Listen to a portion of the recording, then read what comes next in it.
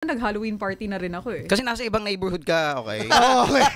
Nasa Forbes Park ka ng Olonga po. Bakit tono mo parang Sorry naman. Kasi parang di niya nakikita eh. Uy, okay, to be fair.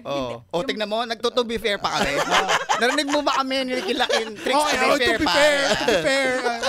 Hindi, alam niyo ba yung dating housing ng ng mga empleyado ng SBMA? Alam niyo yung Hotel 281-282?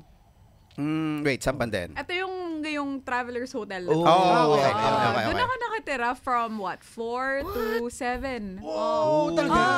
Kasi mami ko SBMA. So, yun yung housing. Before kaming lumipat sa Biniktikan, doon kami. I mean, paglabas mo, hindi yun yung typical na Pinoy na... hindi siya yung typical na Pinoy na experience. Never mo nakakita yung palaka nilagay sa lata tapos sinindihan na kontador. Never ka Kami, pag New Year, tradition yun, men. Talsikan ka na ba ng tae na pinaputok ng 5-star?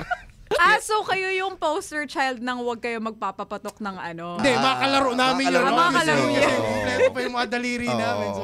So, nung bata ka, hindi nakakita ng mga tae ng kalabaw, tae ng baka, Tayo ng kalabaw? May tayo ng kalabaw ba dito sa Olonga po? Meron. Patay. Alam mo talaga kung saan galing na neighborhood to si... Nasa Zambales tayo. Kumakain nga tayo ng tumutubo dun eh. Hindi mo alam.